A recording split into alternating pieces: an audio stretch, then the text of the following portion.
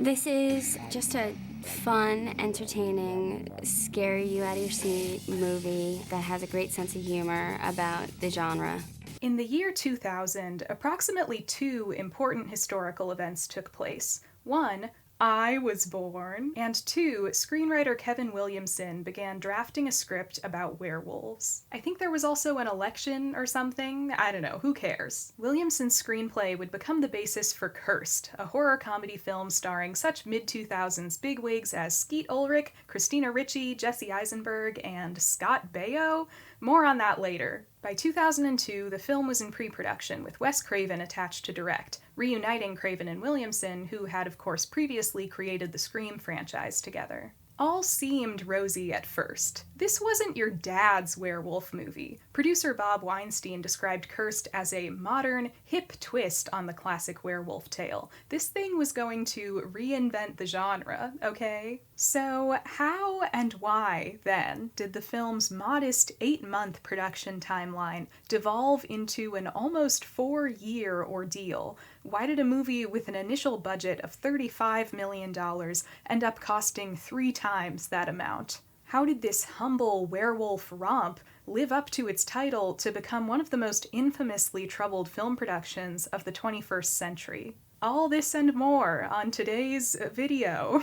Stay tuned. I have to give a big thank you to Freak Saint for suggesting I watch this movie in the comments of one of my last videos. To be perfectly honest, I don't usually take a lot of recommendations. It's nothing personal. I just have trouble trying new things sometimes if it's not completely on my own terms, but sometimes a movie just sounds so crazy or so tailor-made for me that I can't not check it out. So when I heard the words 2005 Jesse Eisenberg gay werewolf movie, what was I supposed to do? Not immediately watch it 3 times? I also have a Patreon now. I use it to post things like deleted sections from some of my videos, secret updates and spoilers of what I'm working on, and there's going to be a bonus section of this video in which I compare the theatrical and unrated cuts of Cursed that's exclusive to Patreon, so you should check it out. Without further ado, let's recount the cursed history of Cursed. I think what's great about Wes Craven and Kevin Williamson doing this is they're bringing the genre back in a really accessible way.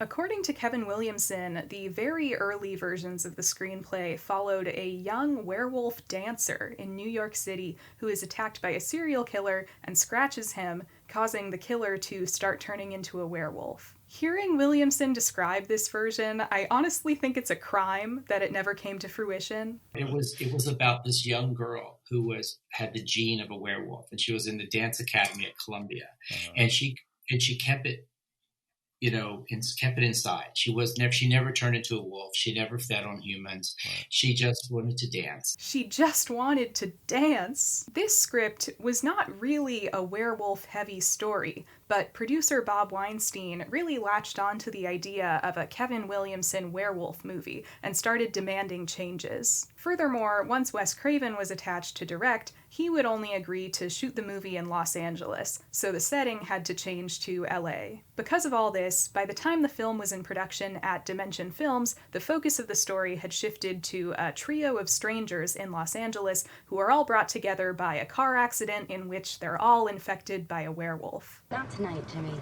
Look, can we just not The 3 main characters of this version of the film were deadbeat rich kid Vince Winston, amazing name for a protagonist, no notes, late-night talk show coordinator Ellie Harper, and nerdy teenager Jimmy Myers. I'd say the main hook of this film, the gimmick that set it apart, what they were trying to sell it on, was this idea that it was an LA werewolf movie. This was a werewolf movie that would take place on Hollywood Boulevard. This iteration of the script has Hollywood and LA culture all over it, and that gives it some of the metatextual quality that Williamson had previously incorporated into the Scream movies. Speaking of Scream, the way the studio hired Wes Craven to direct was one of the earliest red flags in the production. Don't worry, there will be many more. Craven was never really interested in making Cursed. When the Weinsteins approached him about it, he was gearing up to helm the American remake of Japanese horror film Pulse, an adaptation he had co-written. But the Weinsteins were able to convince him to drop Pulse to make Cursed, partly because they offered him twice his usual rate.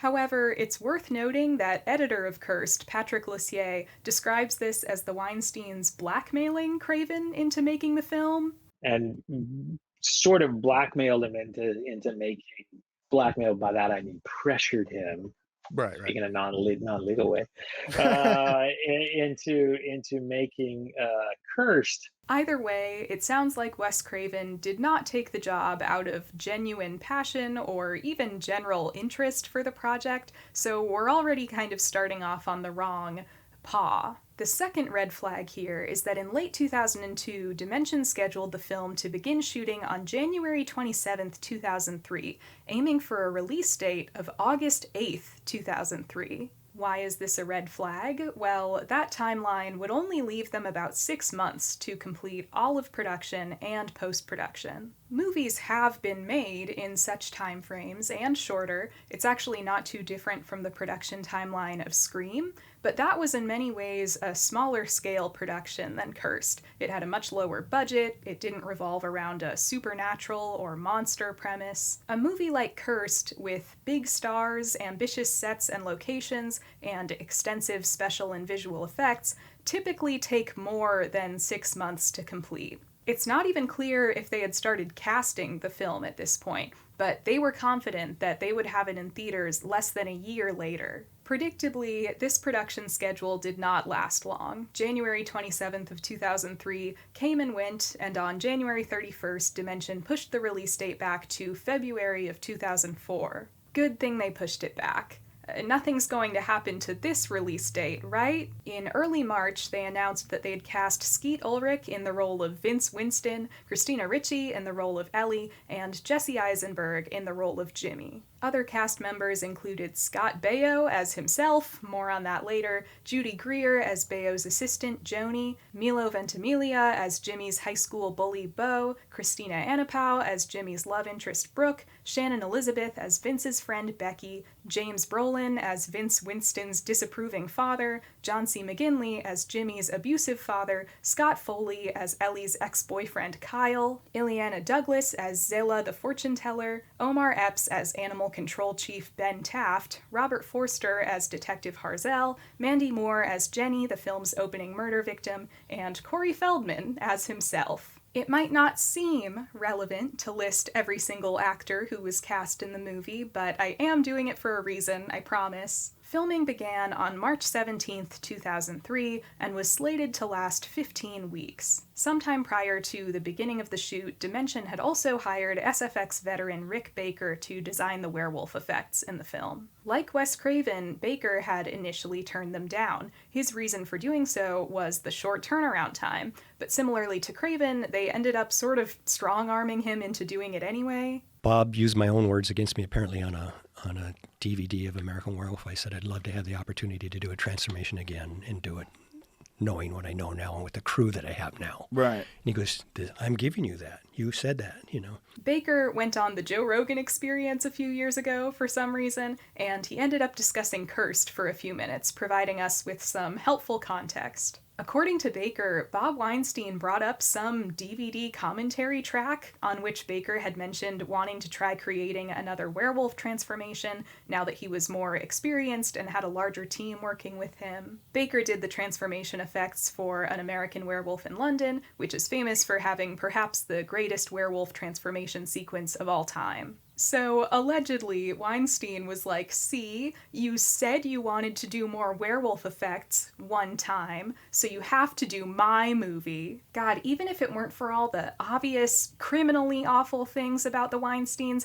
they just sound insufferable, don't they? But Baker agreed, under the condition that he would have creative freedom and wouldn't have to deal with any interference from Dimension or Craven. So I said to him, the only way I would do this is if you don't have an opinion and Wes doesn't have an opinion, you just let me make what I think is best for this film. It's the only way I can make it cool in the time that you have. I can't play the change this, change that game. And Bob was like, yeah, totally, no problem. But presumably, internally, he was thinking, I am going to create a movie with so much studio interference. Anyway, despite some of the questionable things going on behind the scenes, they were seemingly in an okay place at this point. They had a decent script, they were working with one of the top horror directors of the time, they'd secured a practical werewolf effects legend, regardless of whether those creatives actually wanted to be there or not. We do have some traces of this original version. Entertainment Tonight did a little feature on the shoot at the time where you can catch some glimpses of Ulrich and Ricci shooting a couple scenes together. I'm sure they'll be scared, I'm sure they'll laugh, and they'll cry if the ticket prices continue to climb. And a few production stills from this version were released in 2022 to coincide with the release of the collector's edition. And, miraculously, a version of this script is still around. You can find it online and read it. More on that later. However, this was not the version that would be released in theaters. This version was completely scrapped. Why, you ask? Well, in June of 2003, when the shoot was, by all accounts, about 90% completed, Dimension Films put the production on an indefinite hiatus. Dimension themselves said that this was just due to the film requiring a few more visual effects than originally planned. No big deal. But according to The Hollywood Reporter at the time, supposedly the actual problem was that certain Miramax executives were dissatisfied with the film's ending, as well as the look of the werewolf effects. Which, I'm sorry, I've seen the production stills. I've seen the pictures Rick Baker himself leaked years later. This thing looks dope as hell. I truly can't imagine what they thought these creature effects were missing. But for some reason, the Weinsteins decided to halt the shoot entirely and go all the way back to the development stage. They wanted to essentially start over. During that time, as they went through, there was hey, do we just go back and shoot the ending and just finish the movie that we have? Let's just finish it and walk away from the crumbling wreckage of our dreams and be happy that that's what we've done. Or do we try something else and try and do a major reshoot?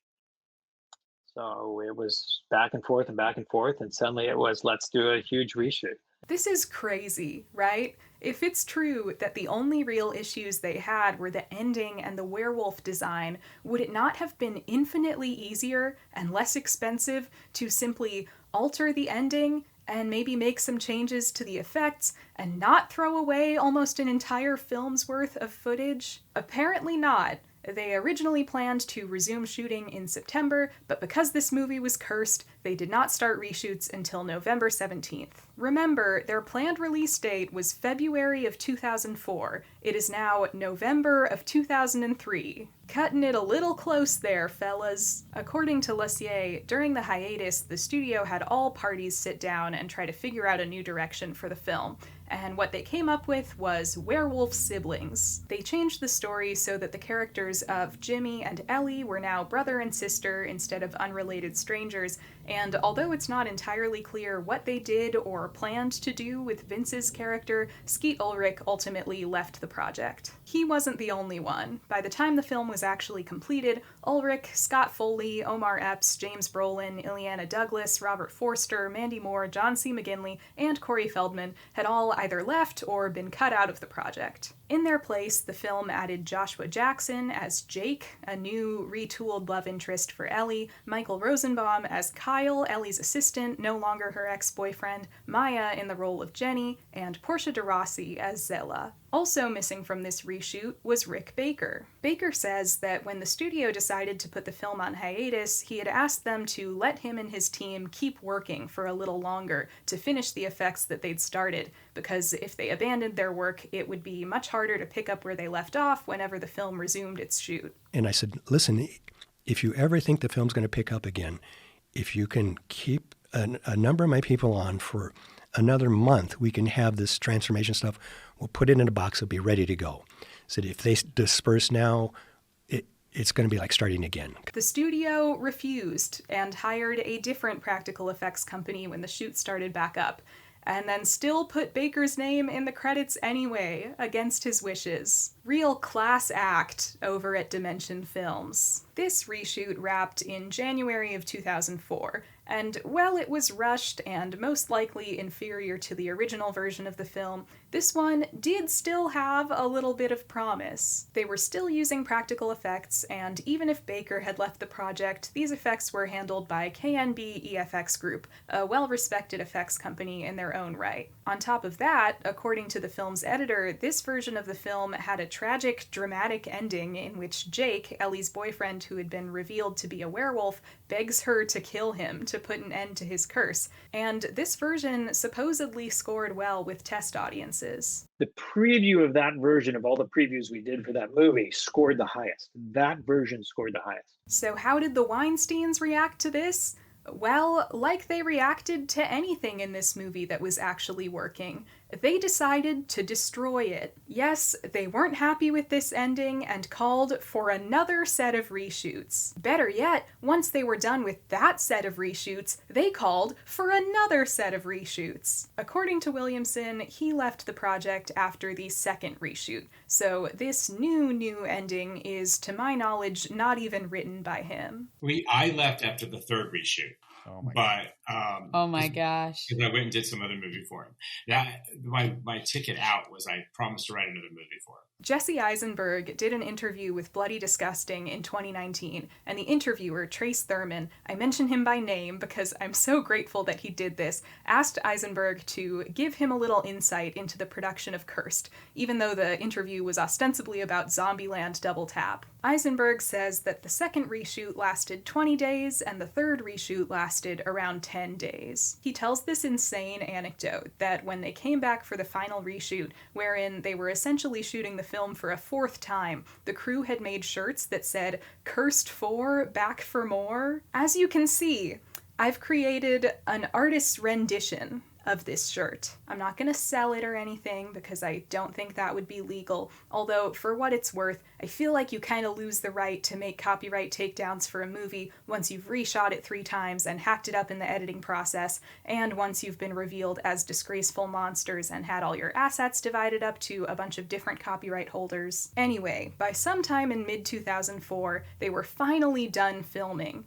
But even then, they still couldn't just leave this thing alone. For some reason. In the fall of 2004, Dimension decided that the film should be recut in order to bring the rating down from an R to a PG-13. This practice is not unheard of, especially not in the horror genre. The idea is that at the end of the day, an R rating is restrictive. If you tone down the rating, you are opening up the film to a wider audience, which could theoretically boost ticket sales. And it is true that historically, teens make up a large part of the audience demographic for horror films, so the studio was likely hoping that they could recoup some of their inflated production costs by attracting the youths, especially since there was a teen storyline in the film. However, when a movie has been shot with an R rating in mind, cutting it down to a PG-13 isn't always a good idea, and I feel like it's even riskier in horror. PG-13 horror movies that were conceived as PG-13 horror movies and shot with that in mind already have scares or gore that were made to fit a PG-13 rating. A horror movie shot to be an R-rated horror movie has scares and gore and violence that was intended to fit an R rating, meaning that if you cut all the R-rated stuff out of an R-rated horror movie, there goes most of your scary stuff, and you probably don't have anything to replace it with.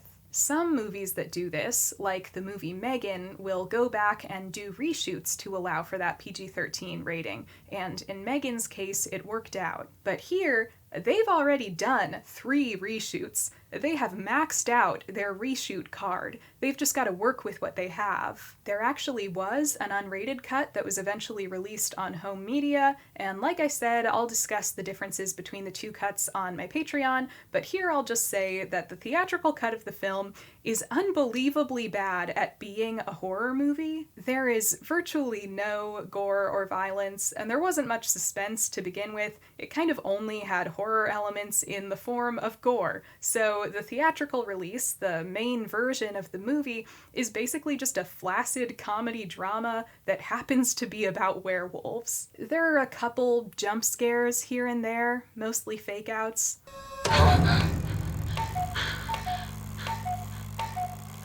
The worst part about owning a Little Red Riding Hood themed cuckoo clock is that I'm always getting jump scared by my Little Red Riding Hood themed cuckoo clock. But I wouldn't say these moments add up to a genuinely suspenseful tone. To add even more insult to the already substantial injury, during the post-production process, nearly all of the practical effects were replaced with CGI.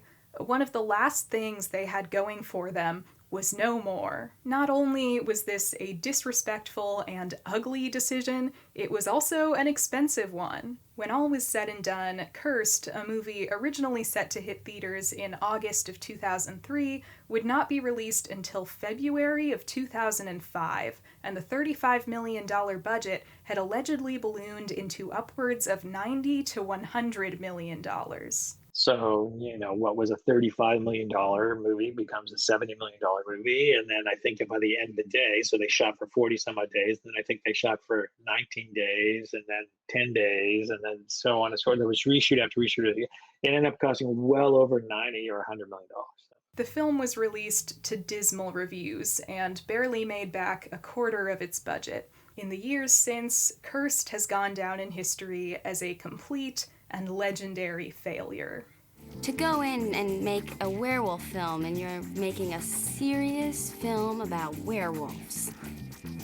We've now chronicled the troubled production of Cursed, but in doing all of that, I still haven't told you much about the actual finished film. That's what started all of this for me, watching it. In fact, I didn't know about all the development hell stuff until after I'd watched it for the first time, and let me tell you, that makes for a pretty wild viewing experience. I spent the whole runtime wondering why the film felt so fractured and half-baked, why certain details and bits of context were completely omitted, why the characters and relationships were so poorly established. So learning about what was going on behind the scenes was almost a relief. Like, oh, there's a reason that it's like this. The version of Cursed that was released in theaters follows a brother and sister, Jimmy and Ellie Myers, who are involved in a car accident that results in them being infected by a werewolf. Not tonight, Jimmy. Look, can we just not...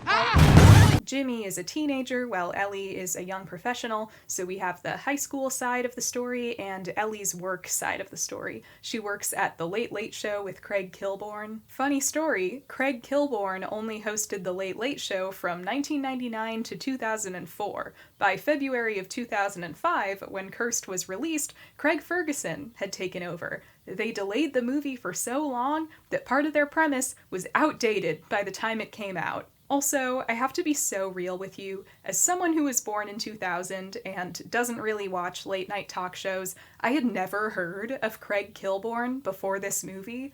Never seen this man in my life. He's in the movie as himself, and I honestly thought that this was a fictional character that they'd made up for the story.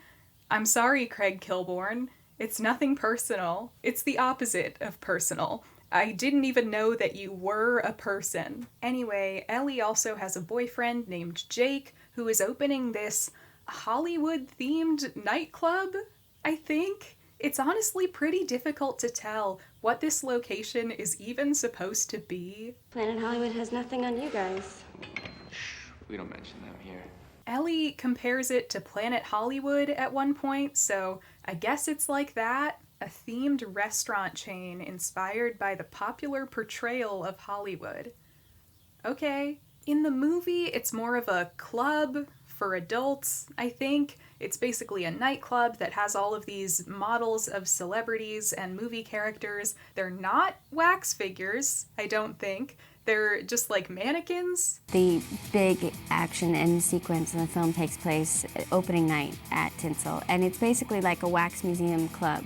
If you're in the know, this is very clearly a descendant of a different, better set piece from the original script, which I will get to later. So Jake is Ellie's boyfriend, but he seems like he has something going on under the surface. He's acting a little distant with Ellie because he's secretly a werewolf. After the werewolf car accident, both siblings start to display some classic werewolf developments. Ellie becomes more confident, starts craving blood, she can catch flies with her bare hands, while Jimmy is really going through the teen werewolf formula. He becomes good at sports for the first time, he's more socially adept, and both siblings develop a special werewolf sexual allure. Think about it, increased strength, heightened senses, and natural sexual allure.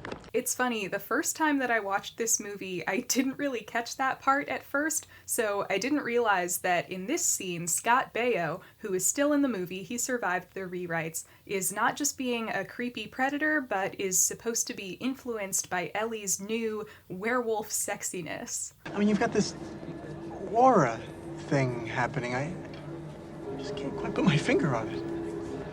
Not when you can use your whole hand. As I mentioned before, probably my biggest problem with the movie was the overall lack of details and context. It's a very confusing movie. One other thing I read about the production was that after the second and third reshoots to change the ending of the reshot film, the Weinsteins wanted to keep the runtime the same as it had been before, despite having added an entire second climax. So they supposedly had Craven and Lussier trim all of the fat that they could from the movie to reduce the runtime, which I imagine is a big part of what contributed to so many things being glossed over and not always properly established. From the very beginning, it's difficult to get a good sense of who our characters are, where they are, what their relationships to each other are, and what's happening. So that's a bad sign. We have this opening stinger, as most horror movies do. First off, the movie begins with a performance by the band Bowling for Soup, who are playing a wolf-themed song. You're everything that a big bad wolf would want. Listen to me! Fun fact about me, I had a huge Bowling for Soup phase as like a 10-year-old. I'm not joking. I wish I was joking. I made my parents get me an album that was called A Hangover You Don't Deserve when I was like 10 or 11, and they got it for me. They must really love me. For some reason, I got really into Bowling for Soup. I haven't listened to them in ages, so I didn't immediately recognize their singing. I feel like this is what most bands sounded like in 2005. But then when it cut to the band playing, it unlocked a deep-seated memory. That looks like Bowling for Soup. And it was. And then on like my fourth watch through as I was writing this video, I realized that there's a huge backdrop behind them that says Bowling for Soup. So maybe I'm stupid. The opening scene shows these two girls, Jenny and Becky. They have very similar names and look almost identical, so good luck keeping track of them. They're talking about boys on the pier. We get very little context of who these girls are, what their relationship is like, how old they are. We later find out that they're adults, but here they could be teens or adults, we don't know. They go to a fortune teller, hilariously played by Portia de Rossi, who tells them that they're in danger. Implied werewolf danger. Beware the moon. It feeds in the moonlight. And then Becky just kind of wanders off. She's looking for Jenny, who she somehow lost. We find out later in the movie that Jenny is alive and well, so it's not like anything scary happened to Jenny in this scene. She's just gone. Becky looks up at the full moon, and that's the end of the scene. And then the rest of the movie happens. It's supposed to be our snappy opener, you know, Drew Barrymore in Scream, and it's totally muddled and confusing and nothing happens in it. No kill? No death, no scare in the opening scene of my scary horror movie? If I were in the theater in 2005, I would want my money back. Seen it all before.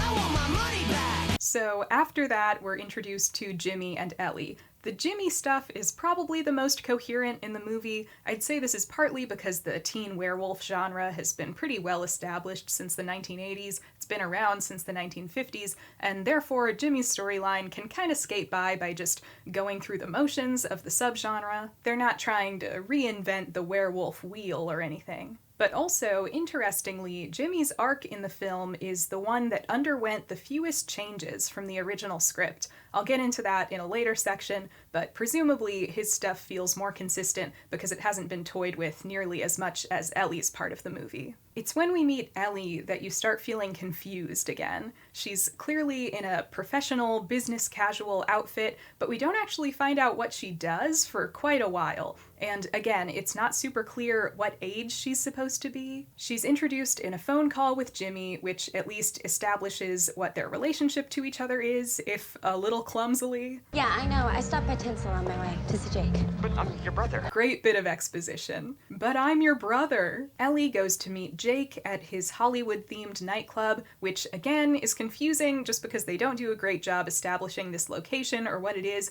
but it's also hard to tell what Jake's deal is. There's nothing wrong. I'm just stressed out with work and all this madness. I need some time and some space. He's immediately acting standoffish with Ellie, but it's hard to tell because we haven't seen any example of what their relationship is normally like. We've barely met the two of them at all, so it kind of feels like it's asking you to care about two people you don't know yet. It's a little like you're being dropped into the second or third episode of a TV show. Like, you can kind of tell the broad strokes of what's going on, but it feels like you've missed some essential introduction to the characters and the setting. The next confusing moment comes after the characters get into their car accident. Look, can we just not...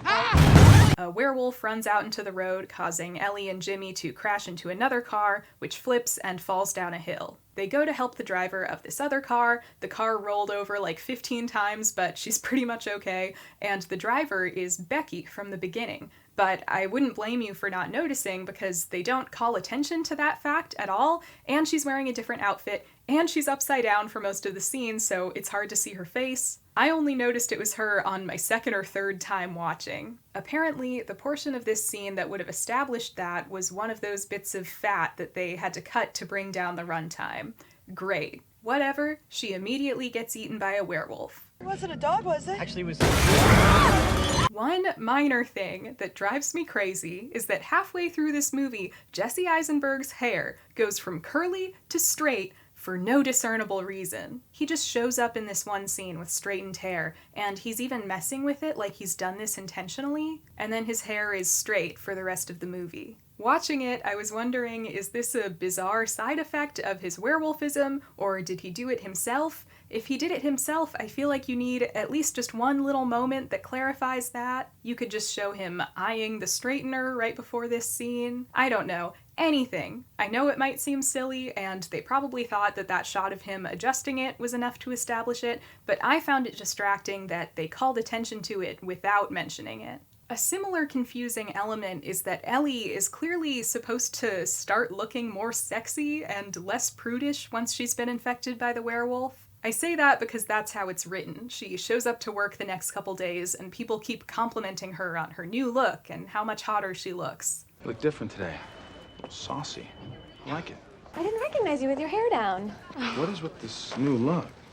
What are you talking about? I'm not complaining. I think you look hot. But I don't think the movie does a good job of establishing the difference. Yes, she looks vaguely buttoned up the first time we see her, but the movie doesn't call attention to that, and plus, once she's at home, we see that she sleeps in this, like, sexy negligee, so I didn't really get the sense that she was supposed to be particularly frumpy or uptight, but that seems to be what the movie thinks. I just feel a little underdressed without a tail. Well, that's part of your charm. And then once she does start dressing differently, her look isn't different enough to really be notable. It's just a small example of the movie not effectively communicating what it seems to be trying to communicate. I want to bring up the weirdness of Jake's nightclub location one more time because this is where the film's climax takes place, and it's just so muddled. The club is called Tinsel. There's like a classic horror movie themed room, and then some sort of diva themed room with models of people like Cher and Madonna in it, and I'm pretty sure these are the only two rooms we see in this place. Kind of an odd combination. Each sequence of the movie at the end takes place in like a corresponding room that has the similar theme. Christina and Judy Greer, they have a fight in the diva room. There's a TV land room with all the old TV actors, and we meet Scott Baio. I get that they were going for the Hollywood theme, but I think it would have been more coherent to just have Tinsel be a horror movie themed club, or a classic horror themed club. The climax mostly takes place in the horror movie room anyway. Why does it even need to be a club? Just a regular tourist attraction or even a theme park ride or something would have been much more recognizable. The nightclub element just confuses the location. Also, when they introduce Jake, he introduces the horror-themed part of Tinsel, including this Wolfman silver cane that will come up in the climax, but something that always bothers me is that he also makes a point of introducing this medieval torture device, and then it never comes back later. What is this? It's a medieval torture device, which could actually be fun later. I don't know if they cut a part with the medieval torture device or what, but I think they should have utilized the medieval torture device. Put Scott Baio in the medieval torture device. Come on, Kevin, work with me here. Another thing that contributes to the movie feeling confusing and half-baked is that it's hard to parse on a literal visual level. Particularly in action scenes, the camera work and editing are often very poor, which makes it hard to see or understand what's happening from moment to moment. Like, look at some of these sequences in the Tinsel climax. The cuts are so frequent, the camera is moving so much, there's a strange lack of insert shots. This guy gets clawed by a werewolf and thrown across the room into one of our protagonists, and it happens so fast that you can barely tell what's going on. A moment that really gets me is this part where someone knocks over a model of Whoopi Goldberg and her head falls onto the floor. That is theoretically a visual gag, right? And in a normal movie, we would get a really clear view of that action. The way it plays out in this movie, there's like a half-second shot of someone running into the model, barely even enough time to realize that it's Whoopi Goldberg. Then another half-second shot of the head landing on the floor, which is so poorly lit that you can barely make out any detail, and also the head is all the way over on the very edge of the frame for some reason. Who did this? I don't really blame anyone involved for this. I'm sure it was just a result of the rushed reshoots and forced PG-13 edit, but it's just one more thing that takes away from the movie. Another sign of the sloppy reworking is the fact that this movie has two climaxes. Our first takes place at Tinsel, where it's revealed that the werewolf that's been killing people is Judy Greer's character, Ellie's annoying coworker Joni. Isn't it weird that this movie has 3 different Arrested Development actors in it? Anyway, this feels like the end of the movie. It's the most exciting, spectacular thing that's happened so far. There's finally a big werewolf transformation, finally some practical werewolf effects. I believe this creature design was the one from KNB EFX. Even though the location is weird, they try to do fun stuff with it. But then, when that's over, Ellie and Jimmy go back home, and another climax happens. Jake returns and reveals that he's evil, and Ellie and Jimmy have to kill him, all while starting to transform for the first time. They just stab him with a silver pie server and he bursts into flames. I've seen more thrilling werewolf death scenes on Teen Wolf.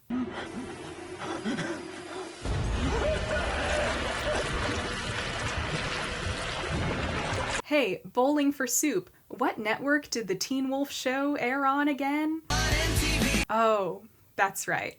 Thank you. It's one thing to have 2 separate climactic sequences. Maybe it could work. But at the very least, could you save the most exciting one for last? Why have this big, fun climactic scene and then do a second, less exciting climactic scene? And then, like half a second after he burns up, Jimmy just says, "It's over." Over. And that's that. There's not even one of those little fake-outs that you sometimes get at the end of a horror movie. You know, like the one Craven and Williamson famously employed in Scream. Also, Jesse Eisenberg is a great actor. However, he often has that kind of unreadable expression on his face. It works for him. I feel like he often gets cast as unreadable characters. But it makes this moment where he looks at Ellie and then hugs her read kind of weird.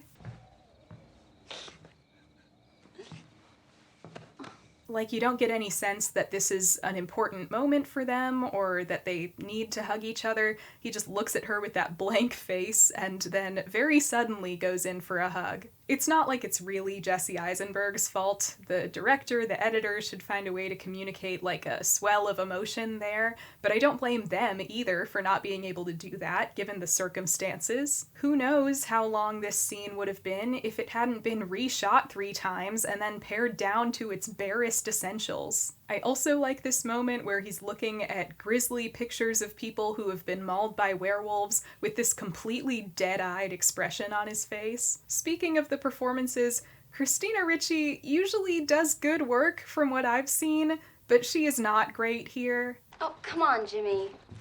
I'm trying here. That's this has my nothing fault. to do with Mom and Dad. I miss them too. Again, I do not blame her. At this point, after having the story change so much, she probably barely knew what character she was even supposed to be playing. I wouldn't either. Anyway, after killing Jake, there's a knock at the door. It's Bo and Brooke. I don't think I've mentioned these characters yet. That's funny. Some of you who haven't seen Cursed and remember this commenter's description of the movie might be wondering, is this a gay movie? And I would say the answer is no. But for all intents and purposes, yes. But also no. But yes. Chiefly no. But ultimately yes. Like no, but like yes? But then again, no. Subsection. Let's talk about the gay thing in this movie. So Jimmy's character is a nerd who gets bullied at school. He likes this girl, Brooke, but Brooke's boyfriend, Bo, is Jimmy's main tormentor at school. You're the dodgeball crotch target. You should really wear a cup. Bo is a classic teen bully stock character. I love stuff like this. I love when you're watching a teen movie from the 90s or early 2000s and there's a guy with frosted tips or something who keeps coming up to the protagonist and saying stuff like, "Hey, gay wad, what's the 411 on your homo-itis?"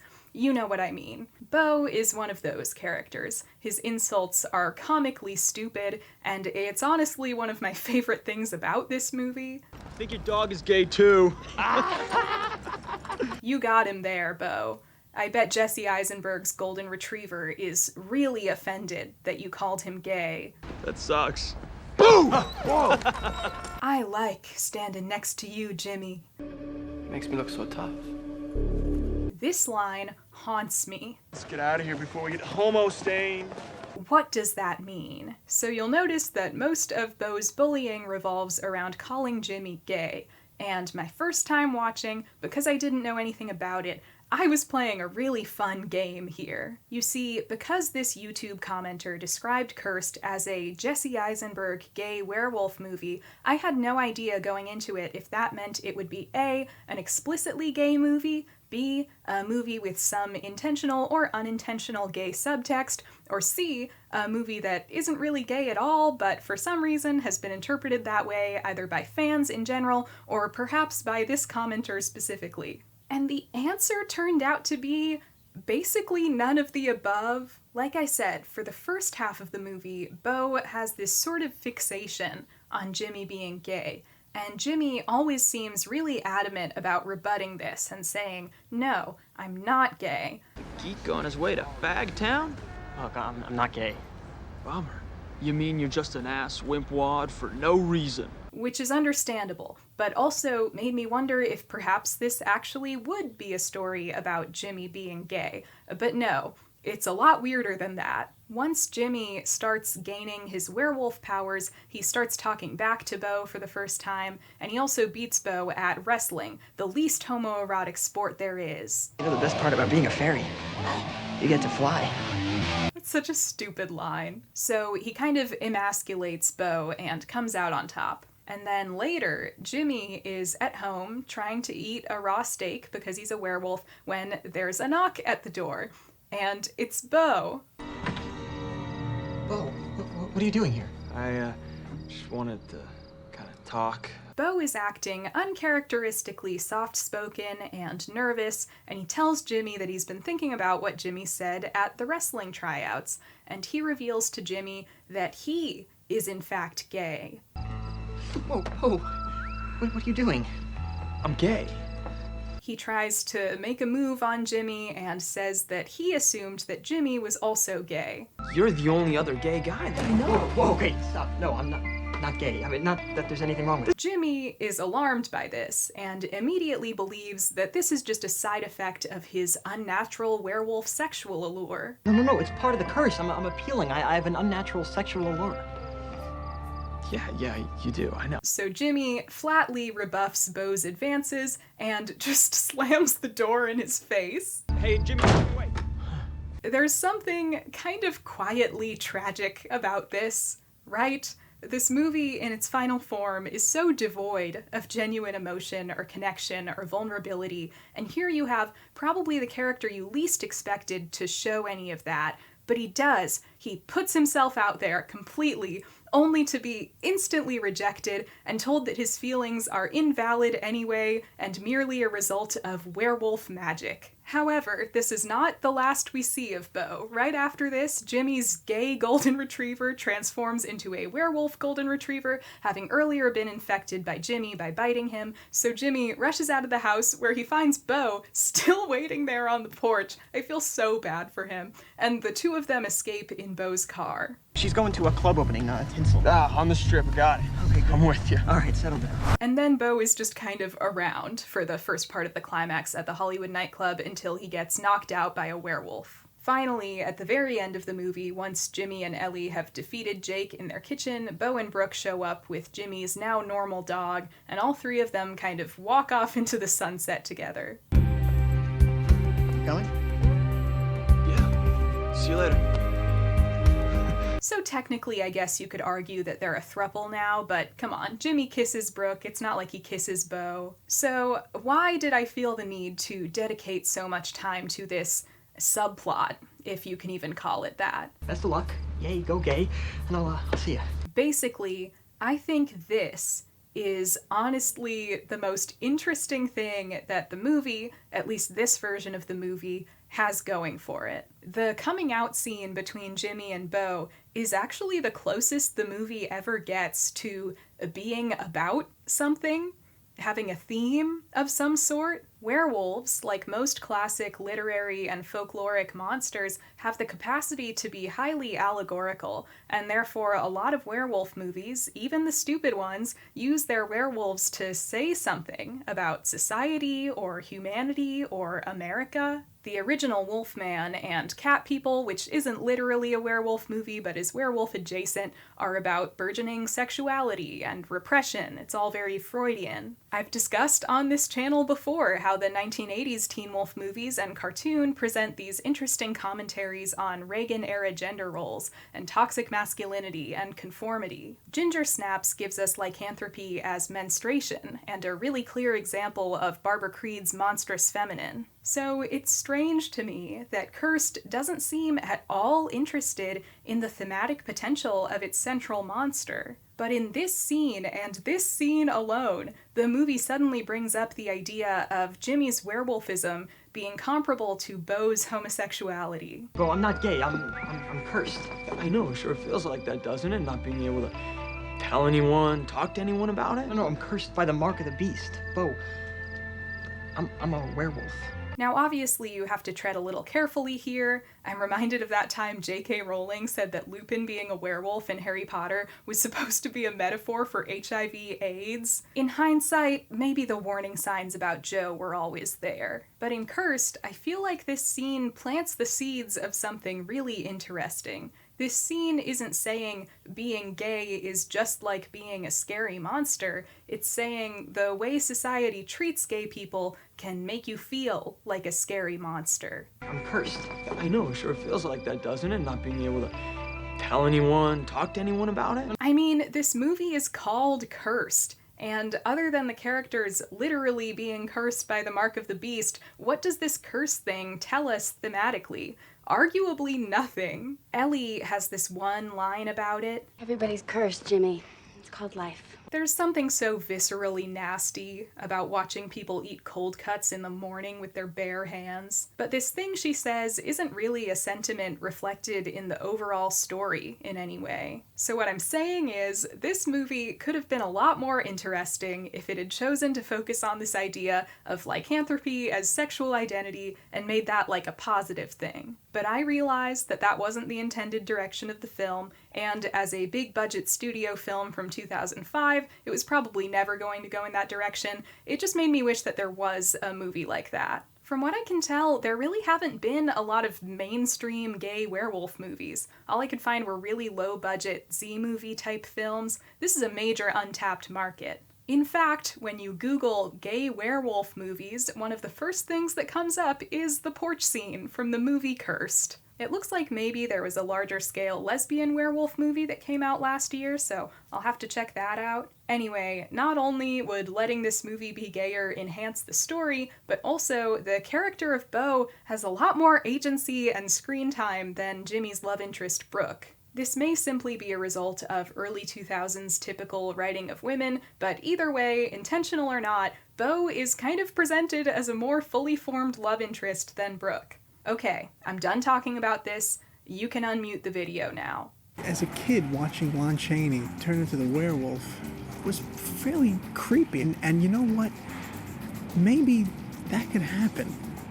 Despite the original version of Cursed being essentially lost to time, luckily, in the years since the movie's release, the original screenplay has resurfaced online. I'm not sure who originally shared or leaked it, but by all accounts, this is the real thing. It matches up with people's descriptions of the original film. I don't think its authenticity has ever been called into question. It might not be the very first version of the script they had. There's a header on it that says Second White Revisions with the date April 7th, 2003. But at the very least, this is a version of the original script before it went through all the major rewrites, and I thought it would be worth reading this script and discussing some of the differences, the things that were made worse by the rewrites, and, shocker, a couple of things that may actually have been improved by the rewrites. So as you can imagine, this screenplay is very different from the eventual finished film. We're back to that premise of three strangers being brought together by a werewolf car accident. Vince Winston, Ellie Harper, and Jimmy Myers. Like I've already said, Jimmy is the only main character who made it through the rewrites relatively unscathed. Most of the scenes in this original script that made it into the finished film virtually unchanged are Jimmy's scenes. I'm not gay. Bummer.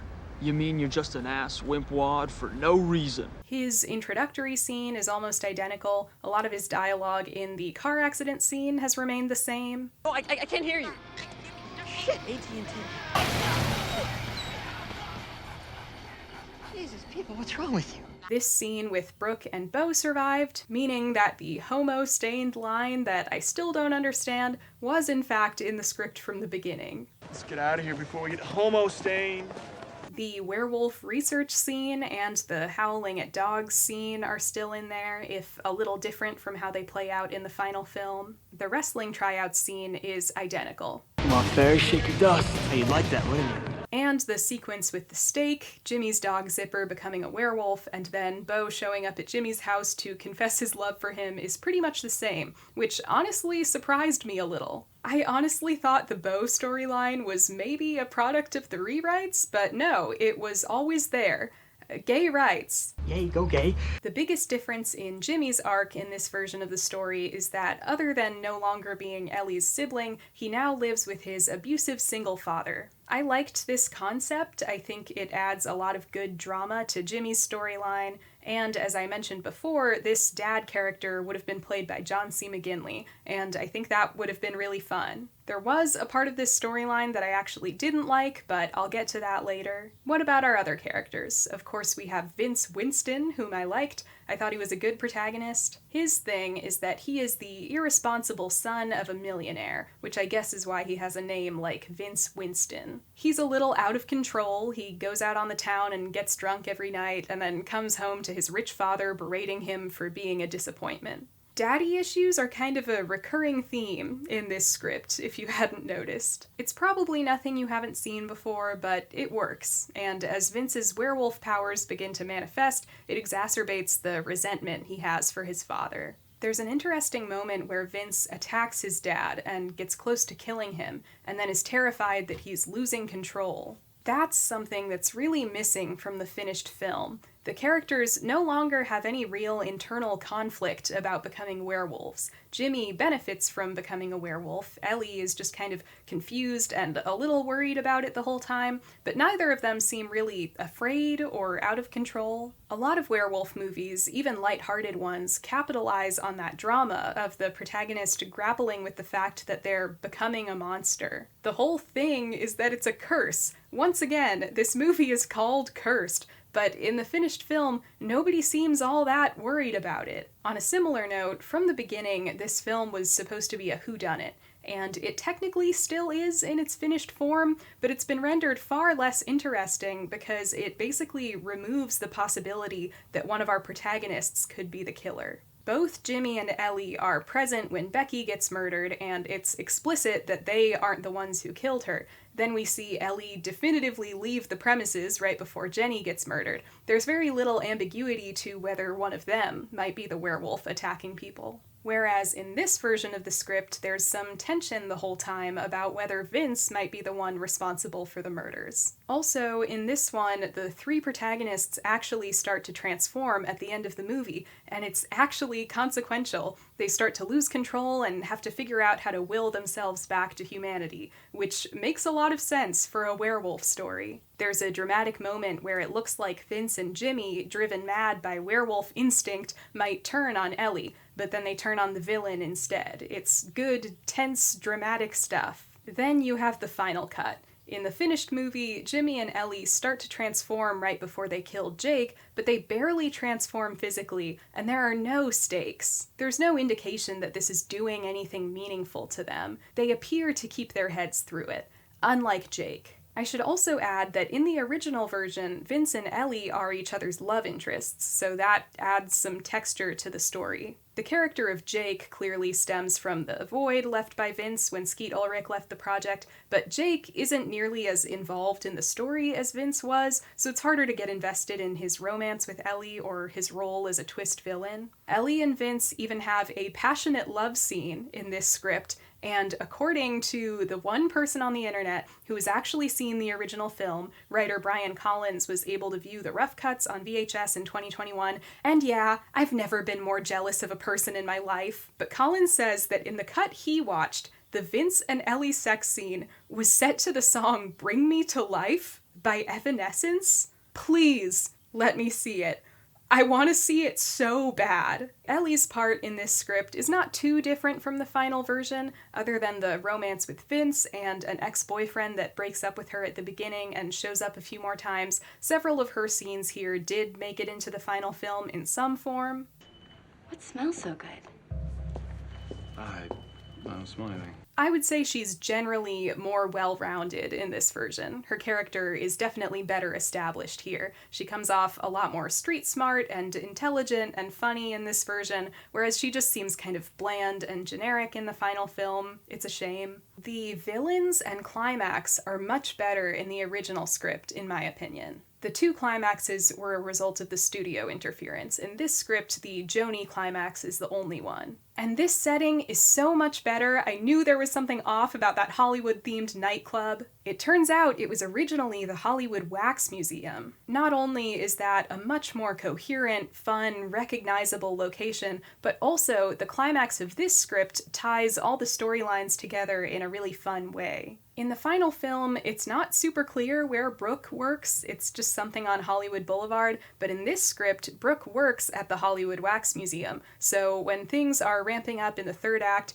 Jimmy and Beau, who in this version have driven to Hollywood Boulevard to have the coming out conversation, an inspired choice, honestly, meet up with Vince and Ellie and head to the Wax Museum to take shelter from the killer werewolf that's on the loose. So everyone's nice and involved in our climax. Jimmy, Vince, and Ellie have all met back up, and Beau and Brooke are here too. In the Wax Museum, our killer is finally unmasked, and it's Scott Baio. Are you kidding me? This is so much better than what it is in the movie. I was so hyped reading this. In the finished movie, Scott Baio is just kind of there, and it begs the question, why Scott Baio? what is this? So I was enchanted to learn that he was originally an integral part of the plot. But all is not as it seems. It turns out that although Scott Baio is a werewolf, his alpha? They don't use that word, but the werewolf that turned him is in fact his assistant Joni, played by Judy Greer. Joni is actually the criminal mastermind who's been killing people. She's been trying to prepare Scott Baio for his first kill, but he can't bring himself to do it. In the final cut, Scott Baio isn't a werewolf or involved in the murders at all, and Joni has been changed to a co-worker of Ellie's who had a one-night stand with Jake, who is a werewolf by birth in this version.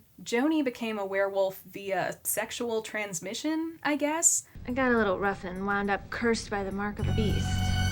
And decided to take out all rivals for Jake's affections. This version of events is, of course, very lame. It's very cliche. It feels like a tired narrative about women, frankly. In the original script, it's so much more original and so much funnier. It's absurd. Scott Baio is revealing his werewolf identity right next to a wax figure of the Fonz. It's this commentary on washed-up celebrities and being unable to shake an iconic role even when you want to move on. What? I can't be a werewolf? Too absurd? Too crazy? I was traveling when I was attacked. Europe, remember? What's a little curse? I've been cursed by Chachi for years. That's pretty much the only time the script feels like it comes close to recapturing the magic of Scream, and therefore I find it very confusing that the supposed reason that Dimension halted production in the first place was because they weren't satisfied with the film's ending.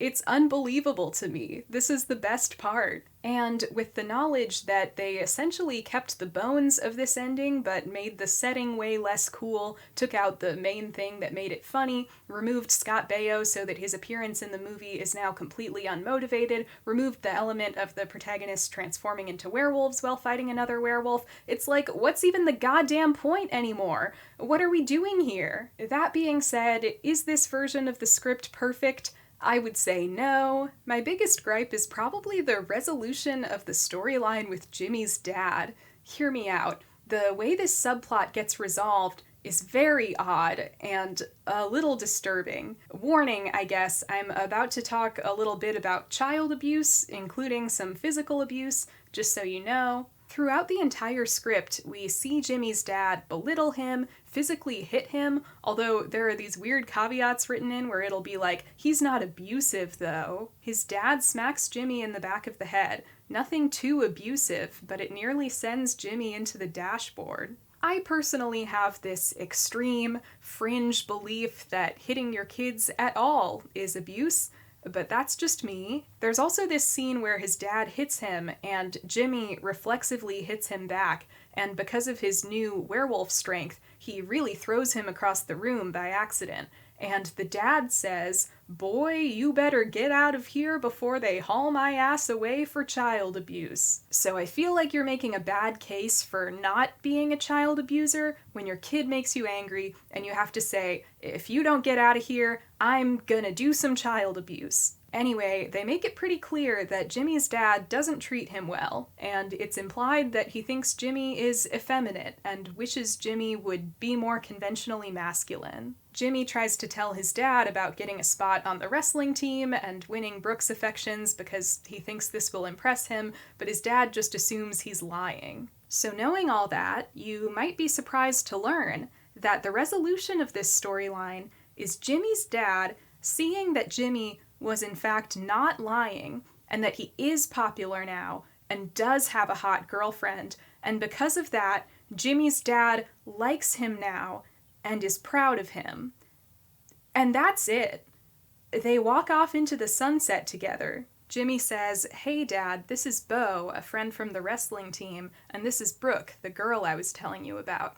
Mr. Myers eyes the beautiful Brooke, the way she stands next to Jimmy, extremely close. His eyes dart back to his son. He's impressed. Nothing but respect and pride. They need a ride home. And just like that, Jimmy and his friends cross the barricade to his father's truck, the dad not questioning his son for a moment. He just lets it be. Yeah, that's the end. of Jimmy's storyline. This is the last time we see these characters. Jimmy's abusive dad's unrealistic expectations for his son, his desire to see his son conform and be something he's not, the way he only values his son in proportion to his ability to perform an acceptable version of masculinity, those things are completely vindicated by the story. Evidently, the way he's treated Jimmy up to this point was correct and valid. It's a little weird, right?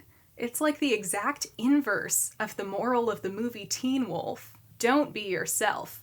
Be a cool heteronormative werewolf. Cursed is a classic werewolf story that is sort of a throwback to the Wolfman, with a little bit of American Werewolf in London thrown in, with a little bit of Teen Wolf thrown in. And what makes this even worse is that right before this moment, Bo reveals that his feelings were in fact not a result of Jimmy's unnatural werewolf sexual allure. He really is gay and is feeling a little bad about it. So Jimmy says, "You're not cursed, Bo. You're just scared, like the rest of us. Be yourself. It'll all work out." But then he immediately goes and has this exchange with his dad that shows that his dad's love is completely conditional, on the condition of Jimmy not being himself, and that this is fine and acceptable. It's so bleak, and I don't think that was the intended effect. So, while the rewrites were obviously not good for this film in general, and I wish they had never happened, I am technically glad that this scene never saw the light of day. In addition to the thing with Jimmy's dad, I have to say the script is at times a little weird about women. He eyes the crowd when a club girl, all hair and breasts, plops down beside him. She smiles seductively, great lips and teeth. Delicious. Ellie seems uncharacteristically poised and confident, sexy even. Just then, Becky pops up, looking delicious. But then she turns, looking sheepishly sexy. Her hair is a mess. Her usual work attire has been shunned in favor of a thrown-together look. Its effect, however, is nothing less than sexy. I realize that this may well just be how men wrote screenplays in 2003. I'm not trying to make any significant moral judgment against Kevin Williamson, but I kept noticing it, so I wanted to mention it. And it's not like the final film didn't also treat women this way. You look different today. Saucy. I like it. And even with that stuff, these are ultimately minor things that a lot of movies might have. They're nowhere near the sweeping, structural, fundamental issues present in the finished film. Williamson's original script isn't revolutionary, but it's fine. It's coherent. It's one person's vision, and it has the charm of trying to imagine an antiquated monster in a very modern world. The finished product, on the other hand, feels devoid of any unique point of view, any core themes or ideas, anything really worth putting to film. And as if that wasn't bad enough, because of those hacks at Dimension Films, we missed out on a major studio horror movie sex scene set to the song Bring Me to Life by Evanescence. And isn't that the greatest tragedy of all? It's an industry that's riddled with wolf-eat-wolf type behavior, so what better setting than in Hollywood? Don't get me wrong, we can still enjoy Cursed for what it is. I think we would be remiss to pretend that the film in its final form has no value. If anything, I think the very fact that it was so butchered over the course of its production makes it a significant artifact in itself. We probably wouldn't be talking about it if it had just released as originally planned to okay reviews and modest commercial success. Its failure has, in some way, given it value. And especially today, with the hindsight of knowing what happened with the Weinsteins, it's almost like a relic of this fallen empire. And it's kind of revealing, right? These were not good people, even professionally. The way they were able to essentially blackmail and manipulate people into working with them, often under bizarre conditions, tight deadlines, minimal creative freedom, it's just astounding. And what's more, I'd say one of the biggest injustices of this movie is that by the time all of these changes took place, the project was not at all what any of these people had signed up for. You have people like Wes Craven and Rick Baker who never really wanted to be attached in the first place, but for these actors, even if they were passionate about the project initially, it's not really fair to pull the rug out from under them and put them in a different movie than promised, is it? Then there's Skeet Ulrich and all the other actors who dropped out or were cut, who shot an entire movie that never saw the light of day. They still got paid, but there's a credit that they never got. I don't know about royalties, seeing as it flopped so hard, but potential publicity, good reviews maybe, if they'd stuck to the original version of the film, that they were essentially cheated out of, in my opinion. Wes Craven eventually said of the production that although Dimension paid him double his usual rate, in the amount of time he ended up having to devote to Cursed, he could have made 3 movies, meaning that he could have made more money and worked on projects he actually wanted to make. Having gone over all of this, I feel like the main question is why? Why on earth did this happen? We know how, but what made the Weinsteins feel like all of these changes and interventions were necessary? To answer those questions, it's important to understand that this was far from the first time Miramax had messed with a film. In fact, Harvey Weinstein in particular was infamous for this. To quote Degrassi star Kevin Smith, before he was known for being a fucking convicted rapist, Harvey Weinstein was known for being Harvey Scissorhands. This is a nickname that Weinstein had for a long time due to his tendency to cut films to shreds. From the very beginning of his film career, one of Weinstein's primary strategies was to make significant cuts to his studio's acquisitions. Miramax was known for distributing a lot of world cinema and art house cinema in the United States. That's really what put them on the map, and especially when it came to those films, he often cut them down quite a bit in the hopes that a shorter runtime or more conventional structure would play better to mainstream American audiences. And some of the time, he was right, but other times he was completely ass-backwards wrong. Some films, like Cinema Paradiso or like Water for Chocolate, did end up doing better business, at least after Weinstein's cuts, but others were completely botched. His cut-down version of Farewell My Concubine was famously reviled by the international film community. Playboy magazine calls it an exotic story of love and betrayal. But Weinstein's behavior was also particularly detrimental to in-house Miramax projects, like the film 54, which, according to The Telegraph, was drastically de-gayed in an attempt to appeal to a wider audience. I guess we're lucky that didn't happen to Cursed. The Yards, whose troubled production apparently saw Weinstein dictating new dialogue to writer-director James Gray over the phone. This detail stuck out to me because Kevin Williamson actually recounts Bob Weinstein doing the exact same thing to him during the production of Cursed. Then we realized I was just a typist, and Bob would call me up at 3 a.m. and dictate scenes to me, and I would just type them as fast as I could.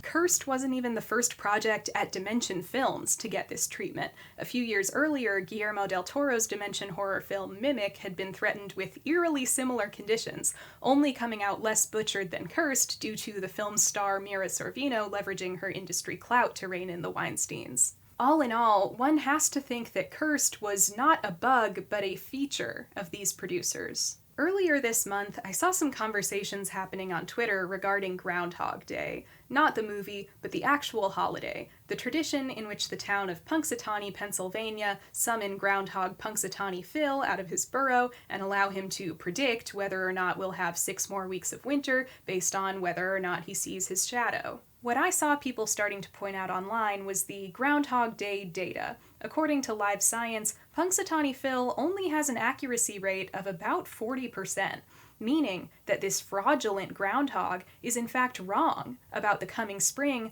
more often than he's right. And yet, this doesn't really matter, right?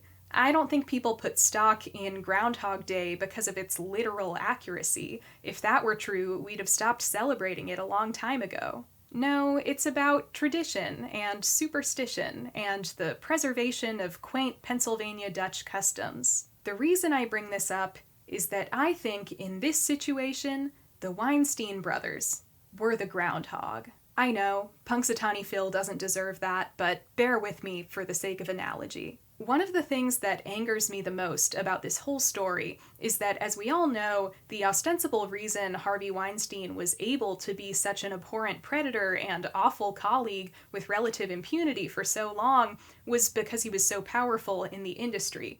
And therefore, there's often this implicit assumption when people talk about Weinstein that for all of his terrible behavior, he was, at the end of the day, a great producer with a great sense for movies. Otherwise, how else would he have had all that industry clout? But honestly, the more I learn about him, it seems like even that was not true. It sounds like he didn't even have good movie sense. His behavior was bizarre. He and his brother would suggest nonsensical changes that everyone else involved could see were asinine. Similarly to our poor groundhogs, the Weinsteins were essentially just throwing spaghetti at the wall, and maybe 40% of the time it would stick. But it didn't matter. The successes, and perhaps that sense that Miramax was this champion of indie, foreign, and art house cinema was enough to keep the superstition going. Of course the Weinsteins know what they're doing. They produced Pulp Fiction. Of course this groundhog knows when spring is going to come. We've been doing this since 1886. The art direction and the production design is just really is going to make it very unique and very interesting and fun to watch. Any of you cursed heads watching have likely been waiting for me to get to one more important detail: the public support in the years since the film's release for a director's cut of the film. To most people, this means restoring the original footage shot before the reshoots. Especially following the fan campaign and eventual release of Zack Snyder's cut of Justice League, fans of Cursed have begun to advocate for something similar. #ReleasetheCravenCut. It's true that we live in an age where fans have direct access to the studios and creatives behind their favorite films and TV shows in a way that they never have before. Sometimes these fans are able to leverage real power. Nowadays, sometimes shows get renewed or picked up by new networks as a result of fan outcry. And of course, in the case of Zack Snyder's Justice League, there's now some precedent for fan demand being able to influence studios to restore a discarded or altered vision. However, the idea of the Craven cut of Cursed is a little tenuous for a few reasons, the main one being that they never shot the ending of the original version of the film. Even if all the original footage still exists, which by most accounts it does, there's this question of what would be done about the ending. Obviously, the original actors are much older now, and sadly, Wes Craven himself is no longer with us. But honestly, I feel like they wouldn't even need to shoot the ending to release this footage. I mean, if they really wanted to, they could somehow splice it together with the reshoot ending, or they could get really creative and hire some animators or something to fill in those last few scenes. But even if they just left it without the ending, I don't think Cursed fans care that much. I think they just want to see what exists of the original version. I don't think they'd be picky about it.